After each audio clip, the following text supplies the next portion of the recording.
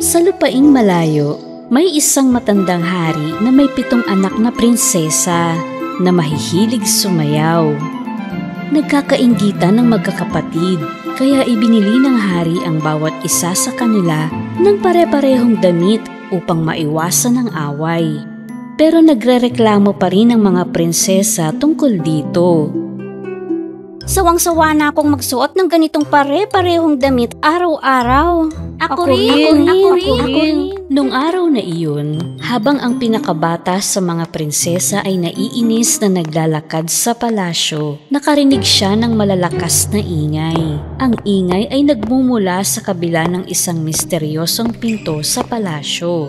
Nang lapitan niya at buksan ang pinto sa pag-uusisa, nagulat siya sa nakita niya. Dahil sa harap niya, may isang pares ng pulang sapatos na kusang gumagalaw. Lumapit ang sumasayaw na sapatos sa prinsesa. Nang isinuot ng prinsesa ang sapatos, nagsimula siyang tumakbo sa hindi kapanipaniwalang bilis. Wah! Ang bilis kong tumakbo! Naglakbay ang prinsesa sa mahaba at maladisyerto na daan, suot ang mahiwagang pulang sapatos. Sa wakas, tumigil ang mahiwagang sapatos sa isang malayong lugar, sa isang sikat na patahian. Maraming magagandang damit dito. Nagtanong siya sa sastre kung ang damit ay pwedeng isuot sa sayawan.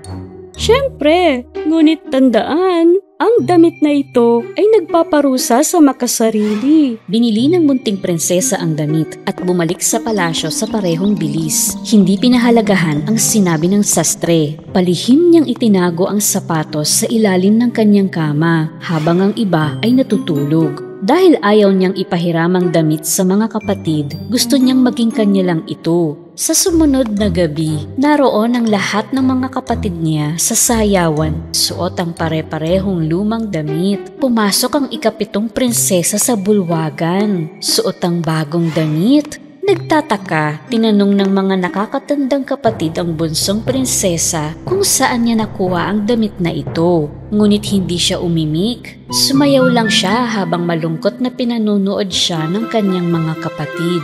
Lumipas ang mga araw. Gabi-gabi ay dumarating ang munting prinsesa sa sayawan, suot ang panibagong damit. Wala siyang pakialam sa mga kapatid niya na hindi makapunta sa sayawan dahil kailangan nilang sulsihin ang lumang damit. Isang gabi, napansin ng isang kapatid niya ang makintab na mga butones sa damit ng munting prinsesa. Alam niya na ang mga butones na iyon ay matatagpuan lamang sa isang sikat na patahian sa malayo. Ngunit imposible para sa munting prinsesa na makapunta at makabalik sa malayong sastre na iyon sa isang araw lang. Upang matuklasan ito, nagpa siya ang magkakapatid na ang isa sa kanila ay magbabantay sa bunsong prinsesa. Saan man siya pumunta, sinusundan siya ng isa sa kanyang mga kapatid at hindi nila siya pinababayaang mag-isa. Sa wakas, isang gabi, nakita ng munting prinsesa na ang kanyang ate ay nakatulog habang nagbabantay. Sinamantala niya ang pagkakataong ito. Agad na sinuot niya ang mahiwagang pulang sapatos at bumili ng panibagong damit sa sastre.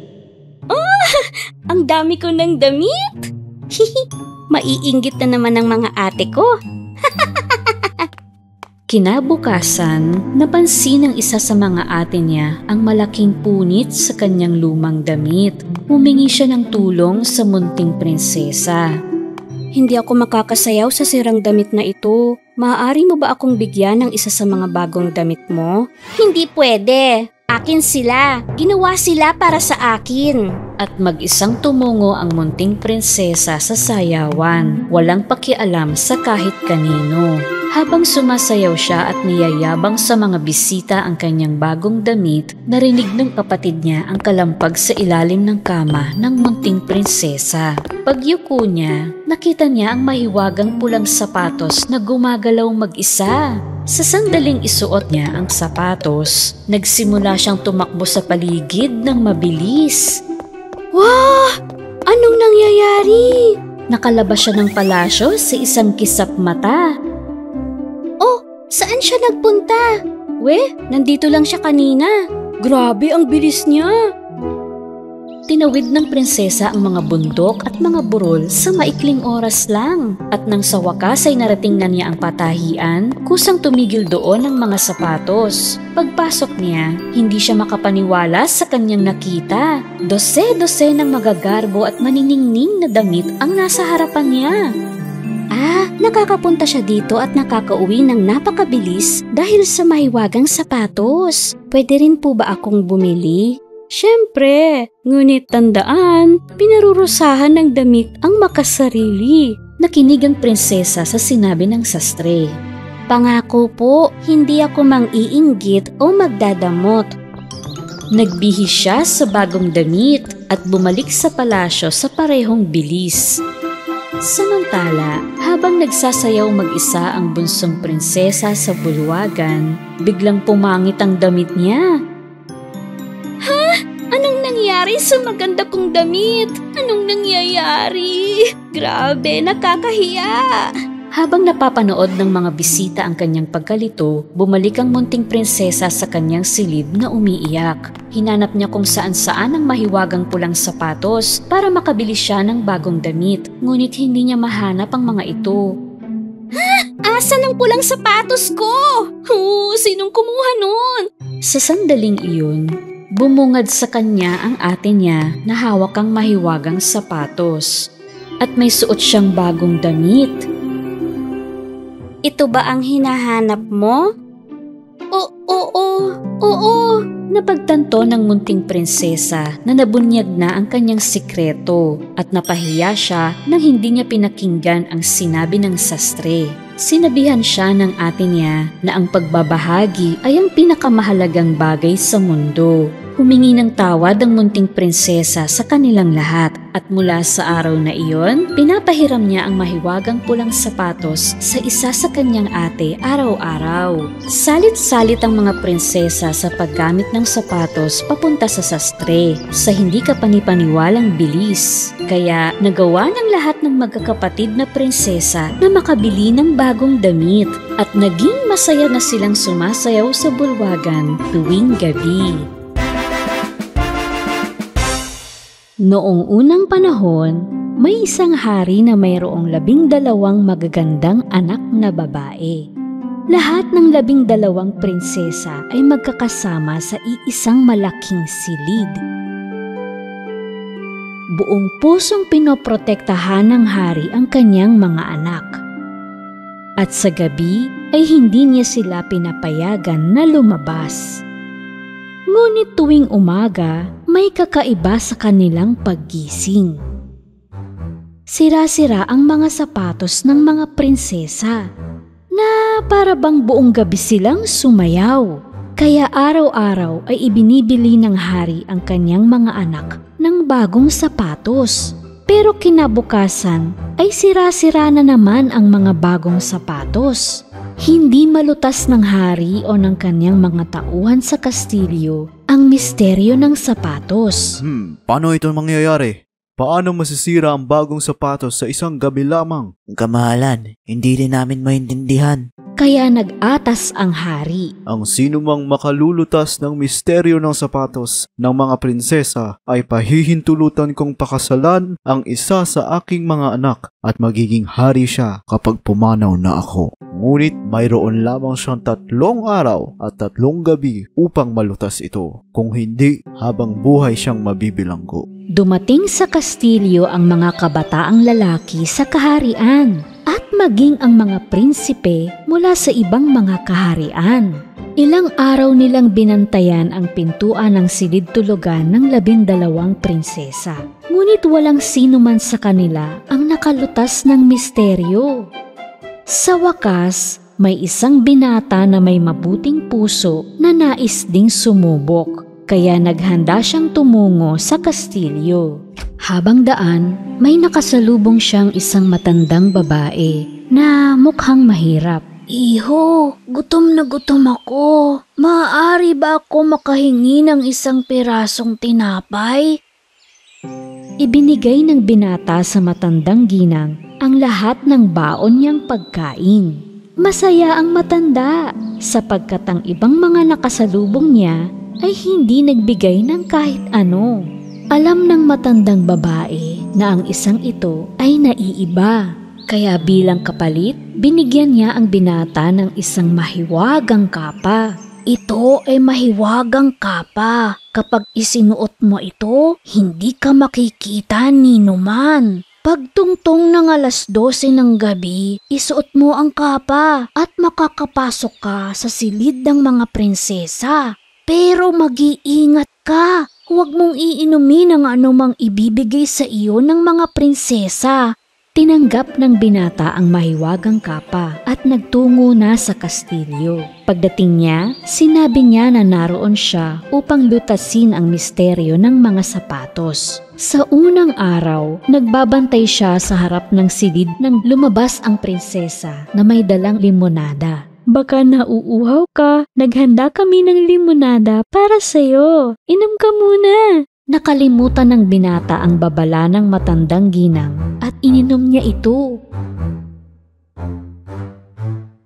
Di nagtagal ay inantok siya. Buong gabi siyang nakatulog sa silid na inihanda nila para sa kanya.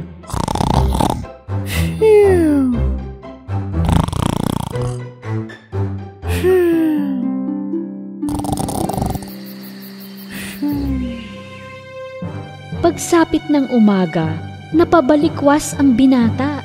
Naku, hindi ko nasuot ang mahiwagang kapa at hindi ako nakapasok sa silid nila. Sa ikalawang gabi, muling nagbantay ang binata sa harap ng silid ng mga prinsesa. Tulad ng nauna, isang prinsesa ang nag-abot sa kanya ng inumin. Dahil buong araw siyang nagbantay hanggang gabi, uhaw na uhaw ang binata. Hindi nag-iisip, naubos niya ang inumin na ibinigay sa kanya. At syempre, nakatulog siya ulit. Kinaumagahan ng magising siya, naalala niya ang sinabi ng matandang babae. Mag-iingat ka! Huwag mong iinumin ang ibibigay sa iyo ng mga prinsesa. Malamang ay may pampatulog sa inuming binigay nila sa akin. Sa sandaling iyon, kinausap siya ng hari. 2 araw na ang lumipas at hindi mo pa rin nalulutas ang misteryo. Kung hindi mo ito magagawa ngayon, mabibilanggo ka at mananatili ka doon habang buhay. Pagkatapos ay umalis na ang hari.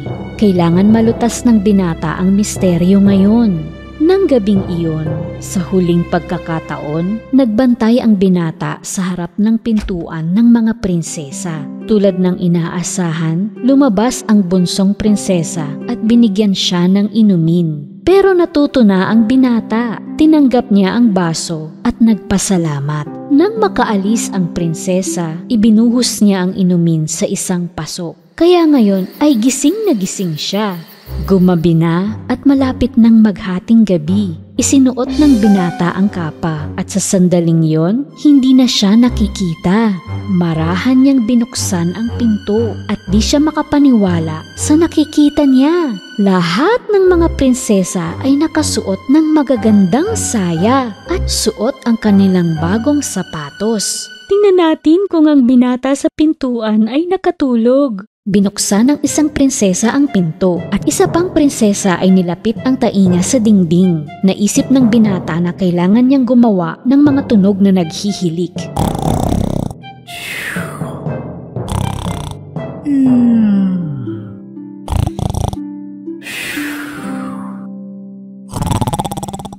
Matapos nilang matiyak na natutulog ang binata, hinila ng panganay na prinsesa ang kanyang kama at pumalakpak ng 3 beses. Isang lihim na pintuan ang bumukas sa dating kinalalagyan ng kama. Isa-isang pumasok sa loob ng lagusan ang mga prinsesa at syempre sumunod ang binata. Ang lihim na lagusan ay isang hagdanan na may daang-daang mga hakbang na pababa. Habang pababa sila ng hagdan, di sinasadyang natapakan ng binata ang saya ng prinsesa sa huli. Parang may tumapak sa damit ko. Kalokohan, malamang ikaw yun. Sa dulo ng hagdanan, dumating sila sa isang gubat. Dumaan sila sa matataas na puno na may mga sanga ng pilak. Kumuha ng sanga ang binata at patuloy na sumusunod sa mga prinsesa. Pagkatapos ng mahabang lakarin, narating nila ang isang ilog kung saan may 12 bangka na hugis sisne na may sakay na 12 mga prinsipe na naghihintay sa mga prinsesa. Sumakay sila sa mga bangka at sumakay din ang binata dun sa pinakahuli. Parang mabigat ang bangka namin ngayon na para bang may nadagdag sa amin. Nakakapagtaka. Hay naku, kung ano-anong sinasabi mo dyan. Nang makatawid sila sa ilog, naroon ang isang malaki at makinang na kastilyo. May maririnig na musika na nagmumula sa loob. Sa labas ng bintana, natanaw ng binata ang maraming tao na sumasayaw. Pagpasok nila sa kastilyo, nagsimula ng sumayaw ang mga prinsesa. Hindi sila nagsasawa at nagsimula na ring masira ang kanilang mga sapatos. Hindi na kinaya ng binata ang kanyang gutom, kaya kumuha siya ng isang hiwa ng cake sa lamesa at nagsimulang kumain. Nakita ito ng bunsong prinsesa. Ha?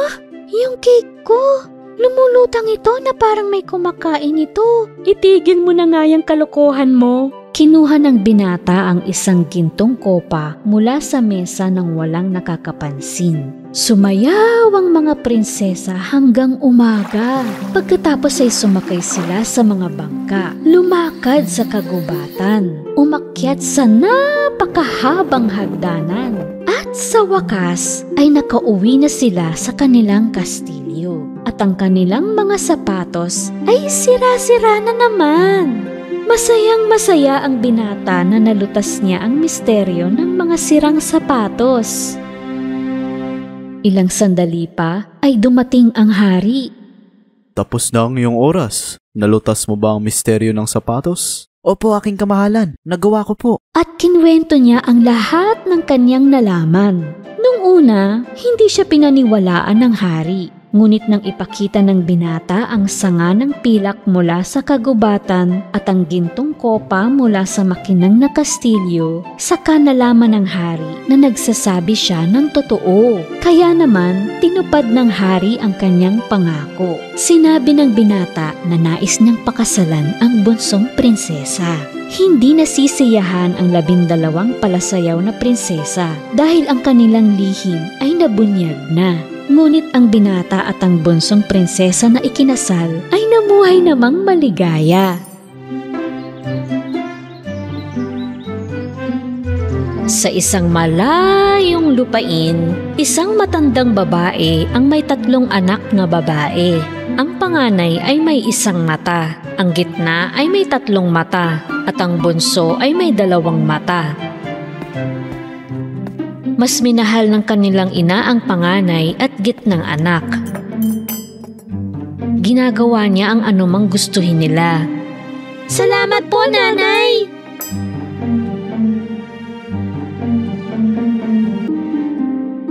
Ang bunsong anak ang palaging binibigyan ng gawaing bahay.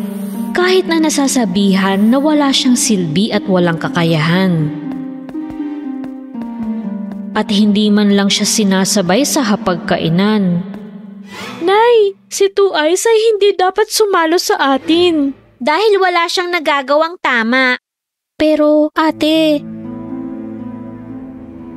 kaya hindi pinayagan ng ina ang anak na may 2 mata na kumain kasama nila.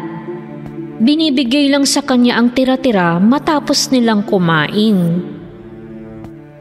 Gayunpaman, nanatili siyang mabait at matulungin.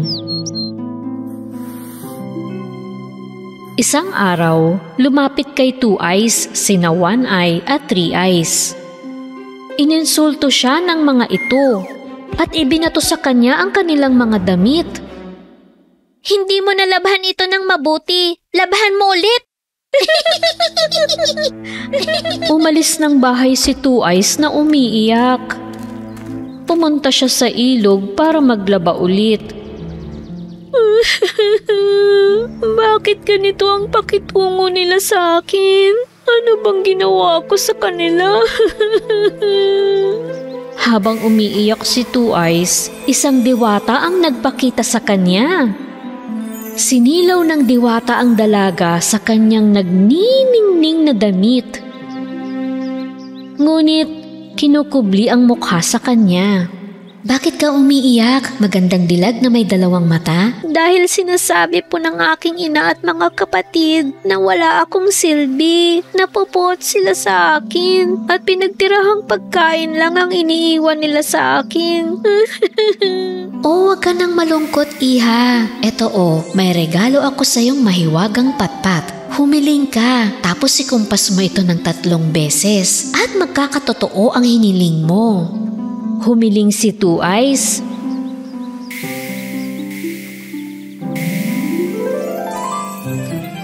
At may lumitaw na hapagkainan na puno ng masasarap na pagkain. Ang daming pagkain! Lahat ay mainit at sariwa. Ilang araw ng gutom si Two Eyes, kaya magana niyang inubos ang pagkain sa mesa. Kapag tapos ka na, ikumpas mo ang patpat ng 2 beses, magandang dilag. Tandaan, 2 beses lang. Naglaho ang diwata nang hindi ipinakita ang kanyang mukha. Matapos kumain ng masarap, kinumpas ni Two Eyes ang patpat ng 2 beses. At naglaho ang mesa. Ay, nabusog rin sa wakas. Ang saya ko. Pero, kailangan kong ilihim itong patpat mula kay nanay at kina ate. Baka sirain nila eh. Umuwi si Two Eyes na gamit ang patpat bilang tungkod. Napansin niya ang tirang pagkain sa mesa, ngunit hindi niya ito kinain dahil busog na siya. Araw-araw sa kanyang paglabas ng bahay, bitbit ni Two Eyes ang tungkod. Pumupunta siya sa tabing ilog, ikukumpas ang patpat, at kakain hanggat gusto niya. Ngunit isang araw sa pag-uwi niya, napansin ni na One Eye at Three Eyes ang pagbabago sa kanilang bunsong kapatid na si Two Eyes. Bakit ngumingiti si Two Eyes sa tuwing lalabas at bumabalik siya? At hindi niya kinakain ang mga tinitira natin. Kinabukasan, paglabas ni Two Eyes, sinundan siya ng nagsususpetsyang mga kapatid.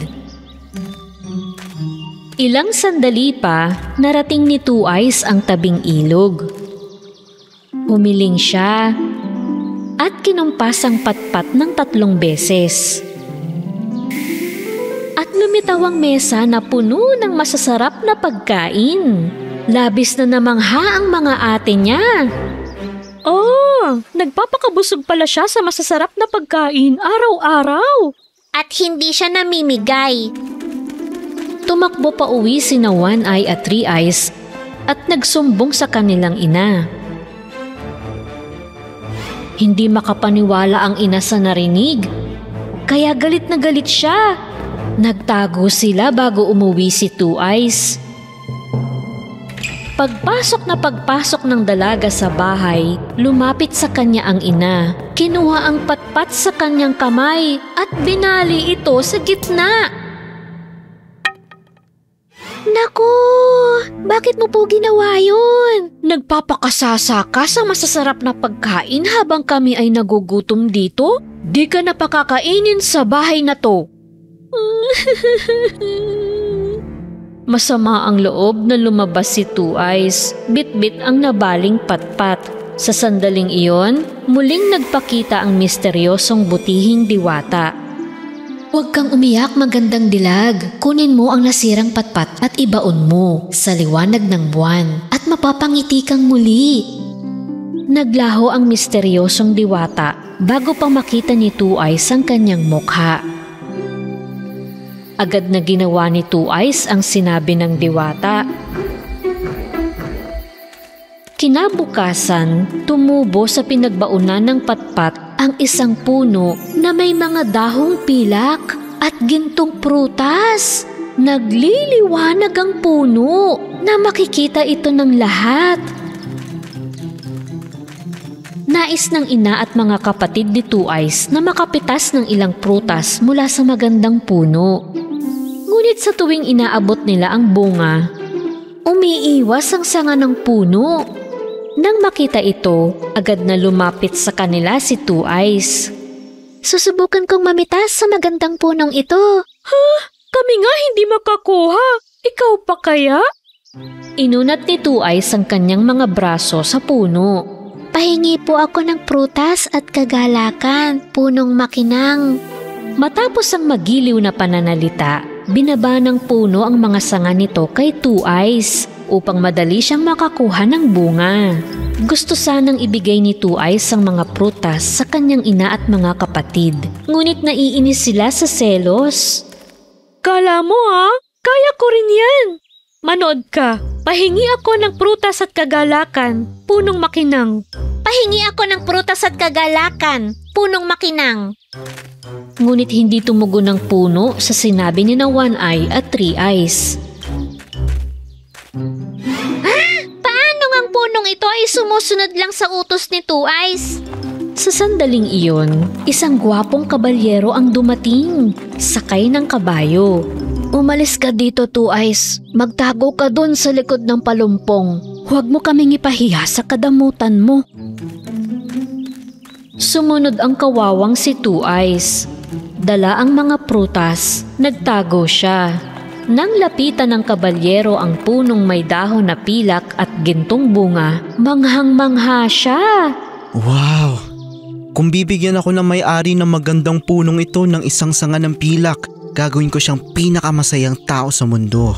Kami ang may-ari ng punong ito. Mabibigyan kita ng pilak na sanga. Tumalon-talon sina One Eye at Three Eyes upang pumutol ng sanga sa puno. Ngunit wala, ni hindi nila mahawakan kahit isang dahon. Kala ko ba sa inyo ang punong ito? Kung gayon, bakit hindi kayo makapitas ng kahit isang prutas? Gustong lumabas ni Two Eyes at ibahagi ang kanyang mga prutas sa kabalyero. Ngunit natatakot siya sa kanyang ina at mga kapatid. Kaya napaiyak na lang siya. At lumitaw muli ang misteryosong diwata. Magandang dilag na may dalawang mata. Kunin mo ang dahon at ilagay sa iyong puso. Mahaharap mo ang kabalyero nang walang anumang takot. Ginawa ni Two Eyes ang sinabi ng diwata at ang kanyang lumang damit ay naging makislap na damit. Agad siyang lumabas sa palumpong na pinagtataguan niya at hinarap ang kabalyero na hawak pa rin ang mga prutas. Nabighani ang kabalyero sa kagandahan ni Two Eyes at hindi niya maalis ang tingin sa kanya. Mabibigyan kita ng sangang pilak na may gintong prutas. Gusto kitang gawing pinakamasayang tao sa mundo, magandang binibini. Payag ka bang magpakasal sa akin? Tinanggap ni Two Eyes ang alok na kasal ng kabalyero at niyakap nila ang isa't isa. Nang makita ito, humingi ng tawad kay Two Eyes ang ina at magkapatid na naiinggit. Akala namin wala kang silbi at naging masama ang pakikitungo namin sa'yo. Pero naging dalisay at mabait ka pa rin sa amin. Pasensya ka na Pinatawad ni Two Eyes ang kanyang mga ate at nanay. Ang pilak na puno ay sa inyo na. Makakapitas na kayo ng maraming prutas hanggat gusto nyo. Pagkasabi ni Two Eyes ng magagandang salita, lumitaw ang misteryosong diwata sa tuktok ng puno at ipinakita ang kanyang mukha sa unang pagkakataon. Nagulat si Two Eyes nang makitang may tatlong mata ang diwata. Napagtanto niya na kahit sino ay makakagawa ng mabuti sa kapwa, gaano man kakaiba ang panglabas na hitsura. Sumakay na sa kabayo ang kabalyero at si Two Eyes at tumungo na sila sa walang hanggang kaligayahan.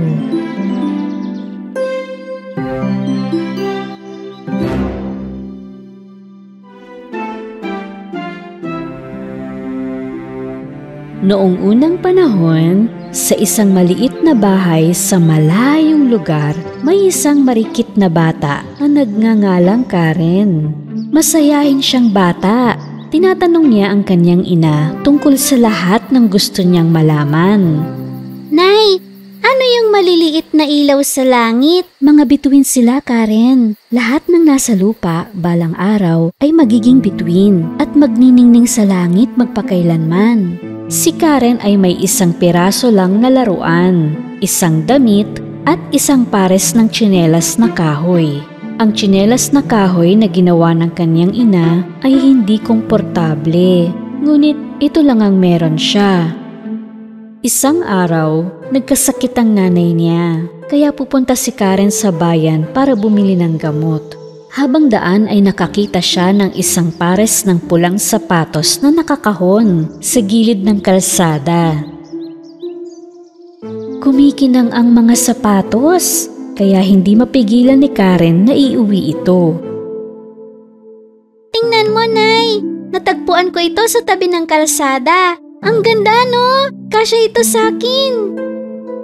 Baka pag-aari ng ibang tao yan, Karen. Dapat mong ibalik yan doon. Pero kung merong nagmamay-ari, di niya iiwan dun. Baka aksidenteng nalaglag ng may-ari. Hindi niya dapat winala. Ako ang nakapulot. Ako na ang may-ari. Akin na to. Nak, makinig kang mabuti. Hindi man kita maibili ng bagong sapatos ngayon, pero ayokong magsuot ka ng sapatos ng iba dahil lang napulot mo. Huwag nang matigas ang ulo. Ipangako mong hindi mo isusuot yan, ha? Malungkot na nangako si Karen na hindi isusuot ang pulang sapatos at itinago niya ito sa ilalim ng kama. Lumipas ang mga buwan. Isang araw, umuwi si Karen at hindi niya makita ang kanyang ina. Pinagmasdan niya ang paligid at napagtanto niya na ang ina ay naging isa ng maningning na bituin sa langit. Kinabukasan, habang papunta siya sa libing ng kanyang ina, isinuot niya ang pulang sapatos. Ang mga dumating sa libing ay hindi maalis ang tingin sa sapatos ni Karen. Grabe naman siya. Ano ba yan? Walang galang na bata. Pero walang pakialam si Karen dahil mahal niya ang kanyang sapatos. Sa sandaling iyon, isang mabait na matandang babae ang napadaan sa sementeryo. Nalaman niya na naulila na ang batang babae, kaya gusto niya itong ampunin. Gusto mo bang sumama sa akin, iha? Gagawin ko ang lahat ng aking makakaya para maging matagumpay at maganda ka paglaki mo. Kaya naman, si Karen ay tumira sa matandang babae sa loob ng maraming taon. Karen, gamit mo yung sapatos mula pa nung libing ng iyong ina. Kailangan mo nang palitan yan. Napakadumi na, oh. Hindi! Gustong-gusto ko ang pulang sapatos na to. Nako, Karen. Huwag matigas ang ulo. Sige na, magbalit ka na. Bibili kita ng mas maganda, pangako. Ayaw ni Karen na masaktan ng mabait na matanda na umampon sa kanya. Kaya sa wakas ay itinapon niya ang pulang sapatos. Dumaan ang mga araw. At isang umaga, naglalaro si Karen sa kanyang silid na may mga bagong damit at laruan. Dinalhan siya ng matandang babae ng bagong sapatos, ngunit hindi nagustuhan ni Karen. Pero asul ito. Ang pangit. Di ko gusto yan. Sa mga sumunod na taon, hindi pa rin makalimutan ni Karen ang pulang sapatos. Nagdalaga na siya, ngunit hindi nagbago ang katigasan ng ulo niya kahit regaluhan pa siya ng matandang babae. Iha, hindi ako nagsusot ng ganyan. Pero tinahi ko to para sa'yo. Ayoko ng ganyang pagkain. Gusto ko French fries. Kahit isang subo lang, iha. Napapagod man ang matandang babae sa pihikang ugali ni Karen, pinagluto pa rin niya ng French fries. Pagpasok niya sa silid, hinuhubad ni Karen ang asul na sapatos na ngayon ay masikip na. Tingnan mo, maliit na ang lahat ng gamit ko. Lumaki na ako.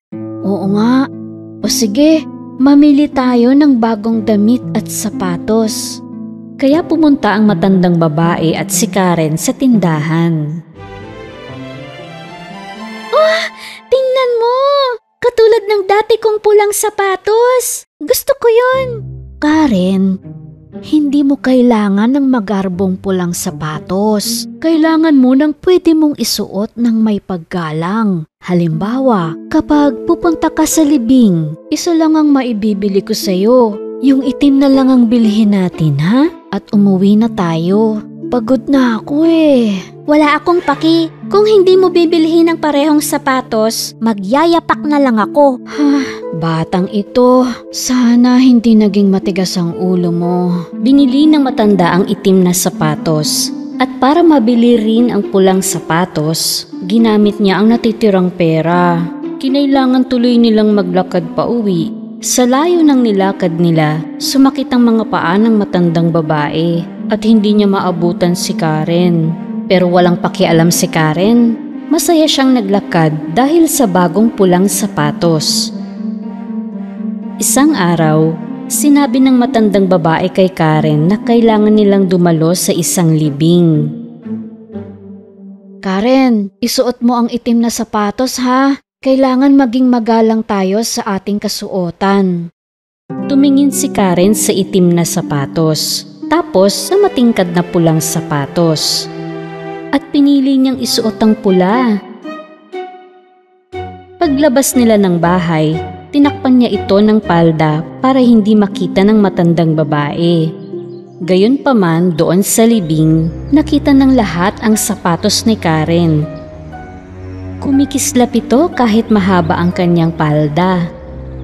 Pinag-usap-usapan tuloy ng mga tao si Karen at kung gaano kawalang galang ang suot niyang sapatos. Nang makarating ito sa tenga ng matandang babae, galit na galit siya. Hindi ka talaga nakinig sa sinabi ko? Sinuot mo pa rin ang pulang sapatos na yan. Napakatigas ng ulo mo, Karen. Nasaan ang respeto mo? Sa sandaling iyon, isang gwapong lalaki ang napadaan at nabighani sa kagandahan ni Karen. Lumapit ito sa kanya, lumuhod at binigyan siya ng mga papuri. Ang ganda mo, Binibini. At bagay sa'yo magandang sapatos na yan.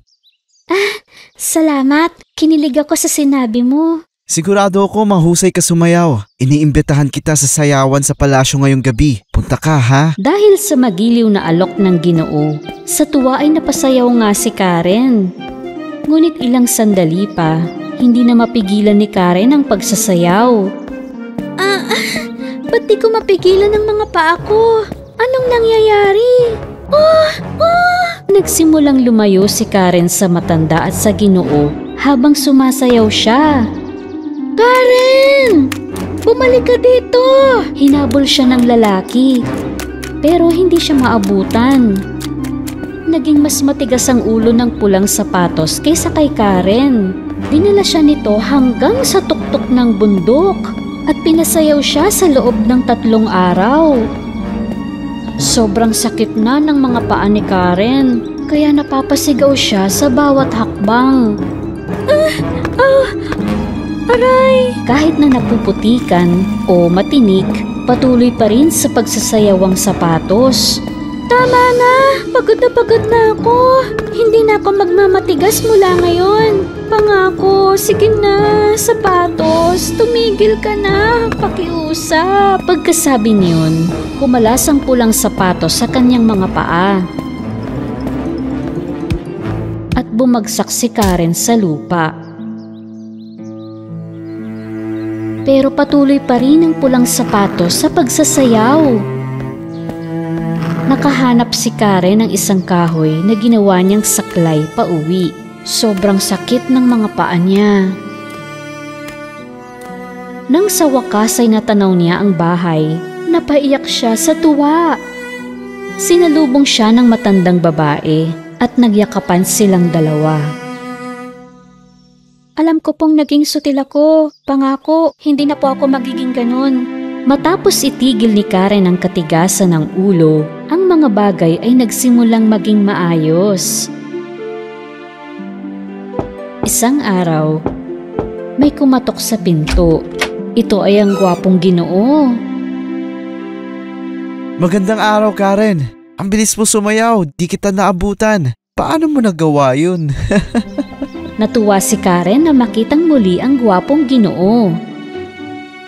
Iyon ang simula ng pagmamahalan nilang dalawa. Winaksin niya ang katigasan ng ulo, kaya nagkamit si Karen ng masaya at mapayapang buhay. Noong unang panahon, sa isang malayong lupain, may isang magkapitbahay at matalik na magkaibigan. Ang kanilang pangalan ay Kay at Gerda. Sa ganitong maginaw na panahon, kasiyahan ni na Kay at Gerda ang makinig sa mga kwento ng lola ni Gerda. Saan po nanggagaling ang lamig at niebe? Tanong ni Gerda. Sa malayong lupain. Sagot ng kanyang lola. At sinimulan ang kwento niya. Mayroong isang kaharian na natatabunan ng niebe. Isang reyna ng niebe ang namumuhay ng mag-isa sa kastilyo ng yelo na gawa sa kaniyang salamangka. Napakaganda ng reyna. Ngunit masama ang puso ng reyna. Maraming lihim na himala doon sa mahiwaga at malamig na yelong kastilyo. Isa doon ay ang yelong salamin. Dito napapanood ng reyna ang lahat ng nangyayari sa mundo. Sa sandaling iyon, nakita ni Gerda ang reyna ng niebe na nakatingin mula sa labas ng bintana. Kay, Lola, tingnan nyo! Ang reyna ng niebe! Pinapanood niyo tayo sa bintana! Dino, pusa lang yun, naninigas sa lamig. Pwede ba talaga makapunta dito ang reyna ng niebe?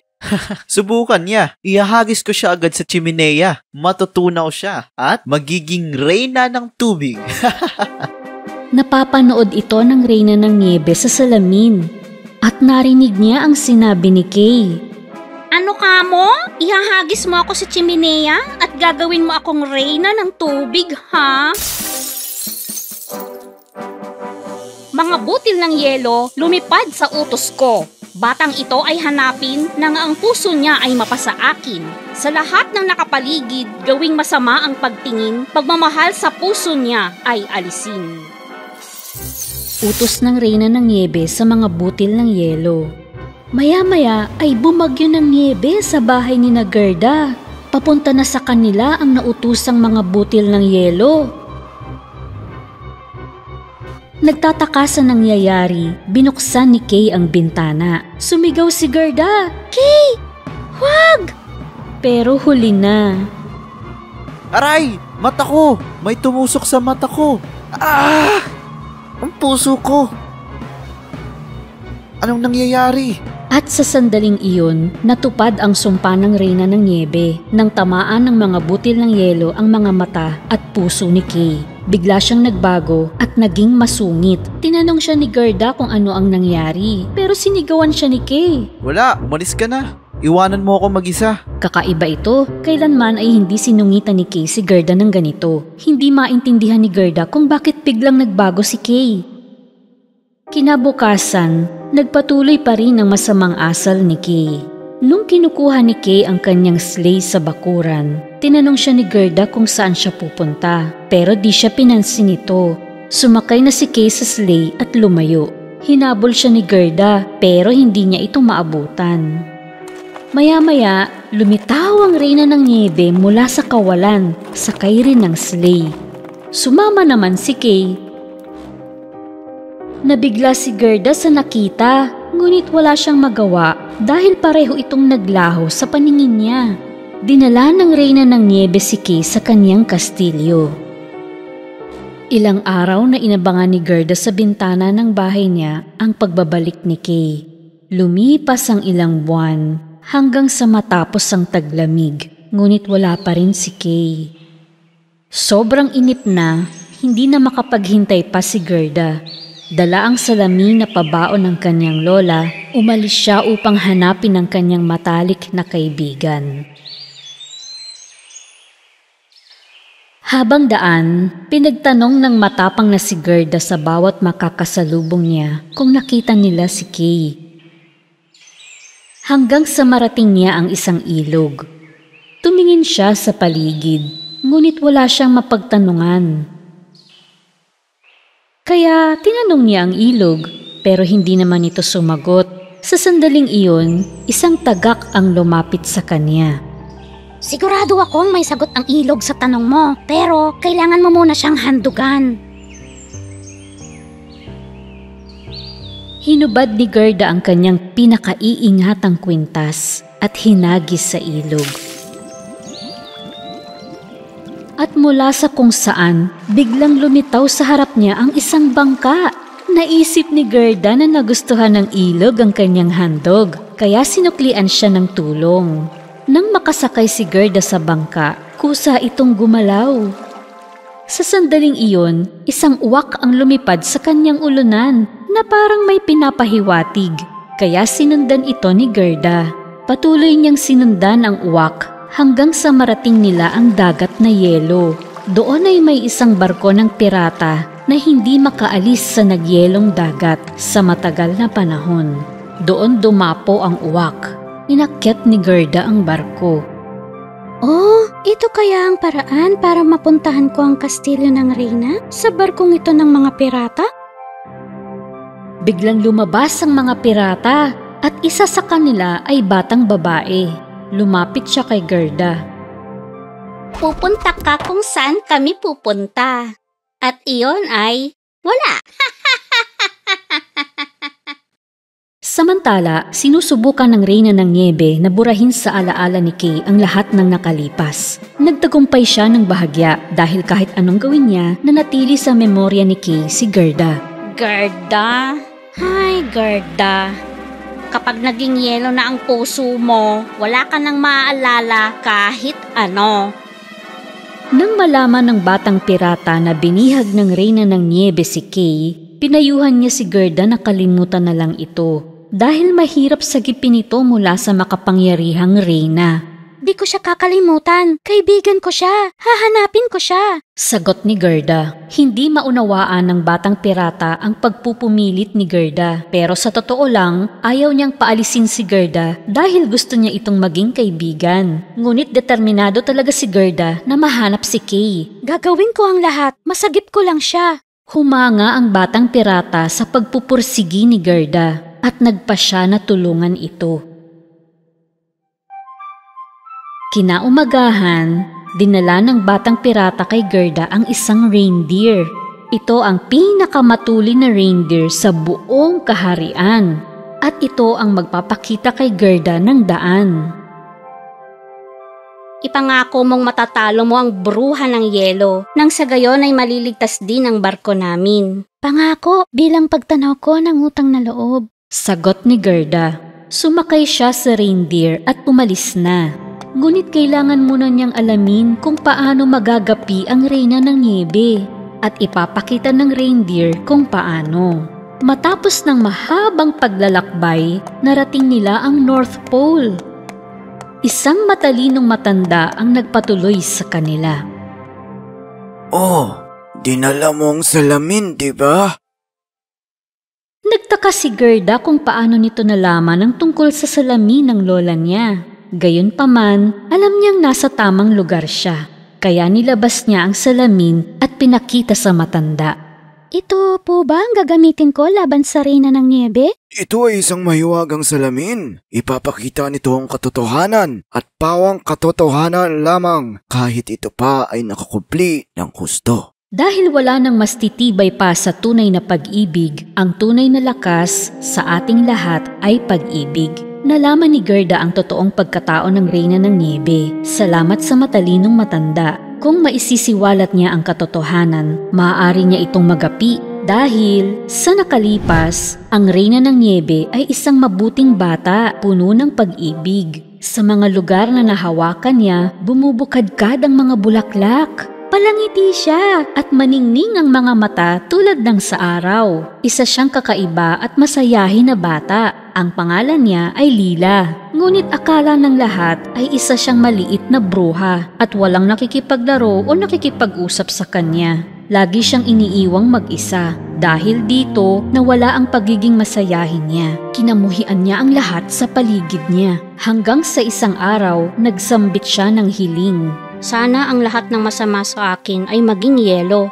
Pagkatapos ay nagtayo siya ng kastilyo na gawa sa niebe at nabuhay siyang malayo sa tao, nag-iisa, walang pagmamahal o kaligayahan. Narating ni Gerda ang kastilyo ng Reyna ng Niebe at pumasok siya sa loob. Nakita niya si Kay sa isang sulok, naglililok sa yelo.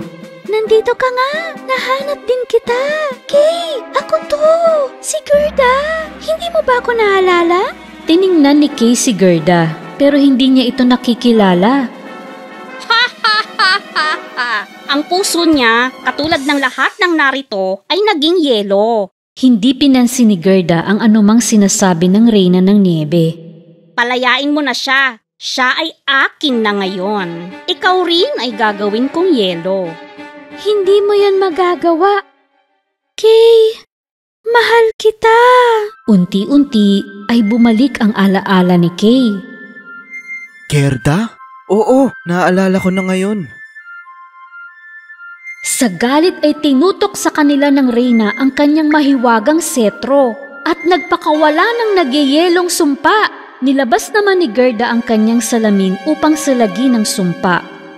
Naglaho ang sumpa pagtama nito sa salamin at dumating na ang pagkakataon. Napatingin ang Reyna sa salamin ni Gerda. Hindi niya nakita ang sariling refleksyon. Bagkus, ang nakita niya sa salamin ay mukha ng isang mabait na bata. Ang mukha ni Lila. Biglang nagbalik ang Reyna ng Niebe sa kanyang dating maliit at mapagmahal na sarili. Naging si Lila siya ulit. Maraming salamat.